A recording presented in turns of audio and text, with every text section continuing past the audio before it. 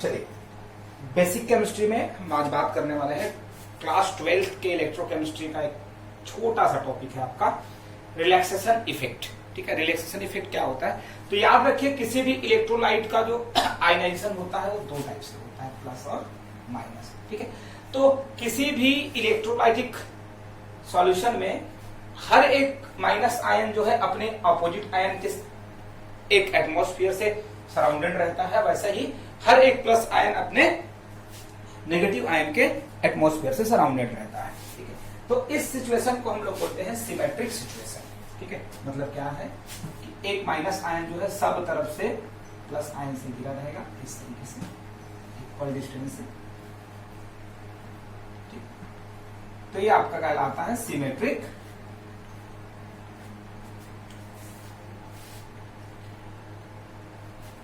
ये आपका symmetric state हो गया, सिमेट्रिक फेनोमेना हो गया। ठीक है, लेकिन क्या होता है कभी कभी देखें, ये जो आपका माइनस चार्ज है वो किसी एक पॉजिटिव चार्ज की तरफ, क्योंकि दो अपोजिट चार्ज के बीच में अट्रैक्शन होता है, इसी अट्रैक्शन के कारण ये जो है किसी एक पॉजिटिव चार्ज की तरफ जो है खींचता चला जाता है। ठीक है, और जो सिमेट्री है वो बिगड़ जाती है और धीरे धीरे करके ये एक जो एटमॉस्फेयर है उसमें से बाहर निकल जाता है और किसी दूसरे एटमॉस्फेयर में चला जाता है। ठीक है, मतलब अभी जो इतने सारे पॉजिटिव चार्ज के बीच में एक जो आपका नेगेटिव चार्ज घिरा है, वो नेगेटिव चार्ज दूसरे पॉजिटिव चार्ज पार्टिकल्स के बीच में घिर जाता है। तो ये जो फिनोमेना है जिसमें ये जो है कुछ चार्जेस के एटमॉस्फेयर से निकल करके दूसरे प्लस चार्ज के एटमॉस्फेयर में चला जाता है, इसके बीच में एक टाइम गैप आता है। ठीक है, मतलब इस एटमॉस्फेयर के टूटने और नए वाले एटमॉस्फेयर के बनने के बीच में जो गैप आता है, उसी गैप को या उसी टाइम पीरियड को हम लोग रिलैक्सेशन इफेक्ट कहते हैं। ठीक है, रिलैक्सेशन पीरियड कहते हैं या टाइम ऑफ रिलैक्सेशन कहते हैं, और इस इफेक्ट को हम लोग क्या कहेंगे? Relaxation effect.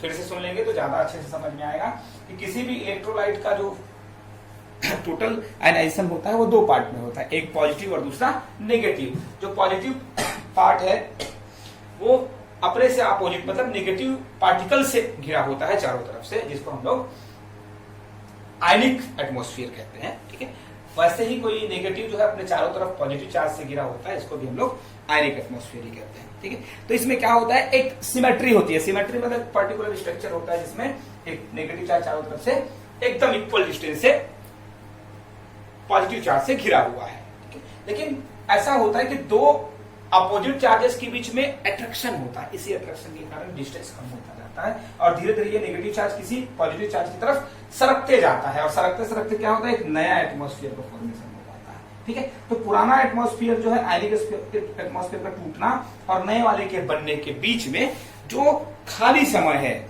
ठीक है, उस खाली समय को हम लोग रिलैक्सेशन टाइम या टाइम ऑफ रिलैक्सेशन कहते हैं, और इस इफेक्ट को हम लोग रिलैक्सेशन इफेक्ट कहते हैं। ठीक है, ये 2 मार्क्स में पूछा जाने वाला क्वेश्चन है, बहुत इंपॉर्टेंट क्वेश्चन है, याद रखेंगे, काम आएगा। ठीक है, इसी में नेक्स्ट है हमारा छोटा सा टॉपिक है इलेक्ट्रोफोरेसिस। ठीक है, और इलेक्ट्रोफोरेटिक इफेक्ट। इलेक्ट्रोफोरेसिस, इलेक्ट्रोफोरेसिस क्या है? तो ये एक फेनोमेना है जिसमें क्या होता है, किसी इलेक्ट्रोलाइट को एक यू शेप ट्यूब में फिल कर दिया जाता है इस तरीके से, और इसके अपर पार्ट में 2 इलेक्ट्रोड्स लगा दिए जाते हैं। ठीक है, और इन 2 इलेक्ट्रोड्स को बैटरी के थ्रू 12 वोल्ट बैटरी से कनेक्ट कर दिया जाता है। ठीक, ऐसा। अब देखें,